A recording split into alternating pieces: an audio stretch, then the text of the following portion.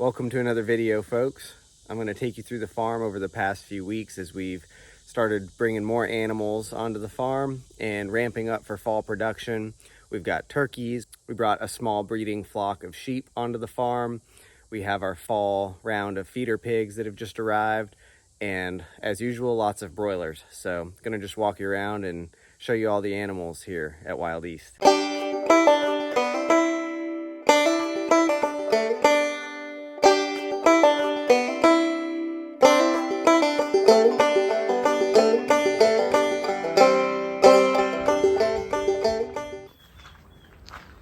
Turkeys have been in this nice brooder about a little over 4 weeks now, and we don't have the lights on anymore. It's warm enough in here, and really happy with the ventilation, our little system here, and they're starting to look quite turkey-like. I think the aim is to get them out on pasture in about a week from now, so that'll be on video as well. What do you think, you guys?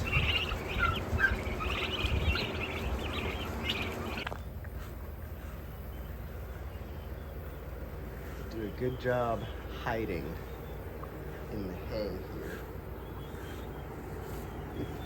Doesn't look like much, but doesn't look like there's many pigs in here, but they're all hiding in the hay. They're still a little bit skittish of me. After trialing several DIY feeders, we decided to go ahead and go with this Osborne gravity feeder that just has a simple mechanism that the pigs' noses, as they eat, turn the wheel and it pours more feed out. We're still doing time-restricted feeding, but just kind of experimenting using this, how much we want to fill it in a given day, and observing how quickly they eat through feed with that restriction. It has different settings on the inside that can control how fast feed comes out the bottom. So we've been happy with this so far. They're not able to get in there and waste any feed or spill it, and we're just going to keep experimenting to dial it in.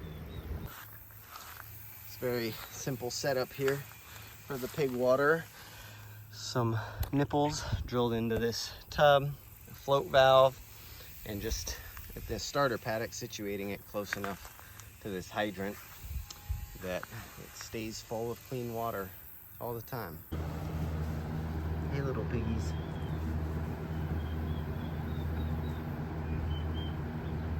What do you think? We have the paddocks laid out in the woods for the pigs, but when they first arrive on the farm, we want to make sure that they are really well trained to the electric fence.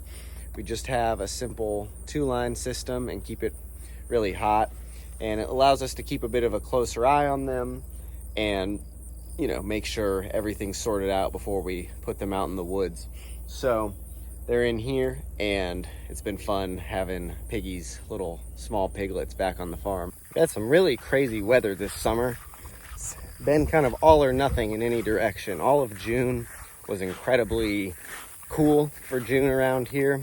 Really nice weather. Everyone was really happy in the farming community with how everything was growing and how mild it was. July was hot and wet, and now August we've been in a major heat spell here, particularly down here in the foothills, and looks like we're coming out on the other end of it, but we've been in the mid to high 90s for over a week now, and looking forward for things to cool down a bit as we get into September. Well, not quite into it because we don't want them getting away and you got to put it up in a hurry. Yeah, I'd say another 5 feet or so, you'll be good. Going back? Yeah. Gentle. You're putting your fingers on there and you push down a little bit and then you pop it. You see how red that is? Yeah. That's good. That's good. We've been moving the sheep every 2 days through the tree lanes. We've got them right now moving in front of the chicken tractors, keeping the grass clipped down, nice for them. And we have this simple rolling shade structure that we were able to scrap together with materials we had just lying around. I'd like to get something mounted on a trailer just for even more ease of movement, but this is sufficing for a small group. Here we have 5 ewes, including right there a little ewe lamb who's about 4 months old. And in about a month from right now, late September, we're gonna bring on our ram into here and breed them so that we can aim for lambs in late February, early March. We think that'll be a good time to have lambs here as our first time lambing, as temperatures tend to get more mild, and shortly thereafter rampant grass growth really kicks in there at the beginning of April. These sheep are happy in here and are bracing the heat quite well. They actually came from part of North Carolina that is easily 10 to 15 degrees warmer than here, so they're used to it, and it's probably actually a little reprieve for them, relatively speaking. Hey, sheepies. Having breeding animals is a totally different set of challenges and opportunities than buying in the feeder pigs, for example, or raising broilers. And big difference there is having males and females that you need to separate or integrate at different times of the year. Got our rams here who've been happily enjoying and grazing down this shady paddock. I like coming over here and spending time in this part of the farm because all these mature trees and ample grass growth underneath, it really resembles what we want things to look like across the whole farm landscape in the future. Like I said, we're gonna bring them into the paddock with the females in the end of September. We actually have 1 ram and 1 wether, which is a castrated male, and the wether is really our companion animal on the farm. We need to isolate any sheep for any amount of time. They're social creatures and don't do so well alone, so he is here to keep them company, which right now is our ram before we introduce him. We actually think on our scale, starting out, rather than having a separate ram paddock for the long term, we're just gonna cull out this ram after we breed him and just annually buy in a ram when we want to breed our ewes. It's a lot of extra management to have a whole extra paddock just for a couple of sheep, and it really takes about as much time to take care of these 2 boys as it would be to take care of 10, 20, even 30 ewes out in the system that I was just showing y'all. So bringing them on, breeding, and then processing a ram is the direction that we're planning on moving in terms of breeding the sheep. And that just comes down to really a quality of life thing for us, and figuring what workload is manageable.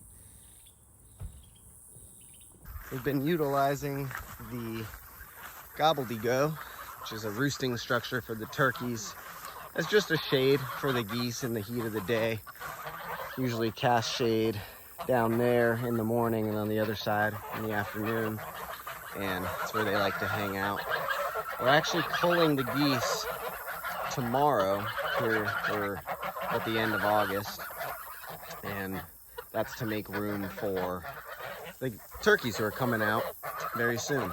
So these are little babies out here. They're just 22 days old right now. We just moved them out, and they're settling into pasture really nicely. I think that the chickens, amongst all the other animals, are gonna start to appreciate some of the cooler days, but they've been foraging quite well and seem really happy out here. All right, turkeys going out on pasture today. Just gotta wrangle them. Hey, turkeys. We got them out here. They're settling in pretty nicely to pasture. Some already taking to the roosting structure here, but It's a beautiful day for it. It's dry, and they seem really happy.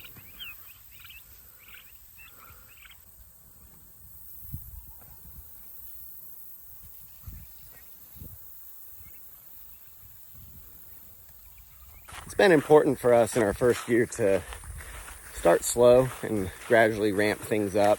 We started with a certain number of animals on the broiler enterprise and the pigs, and you know, those we planned from the beginning, but we've been really happy just taking it slow and bringing on a small amount of sheep and planning to grow that out gradually as we gain more experience and learn what systems work well for us before diving in too deep on any extra animal enterprise.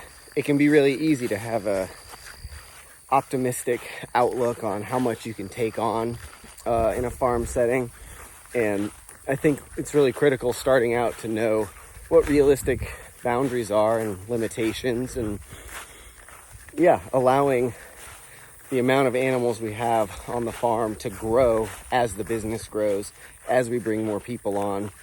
So that way we're still learning, we're getting some animal impact, and we're not having so much on our plates that we feel exhausted or like we're not able to take as much care for the animals we do have as we would like. So that's it for today's video. Just wanted to share some clips and some thoughts about bringing all these animals onto the farm over the last month, and we're really excited to have a productive and bustling fall. Please make sure to like the video and leave a comment and subscribe to the channel if you haven't already. Thanks, and we'll see you next time.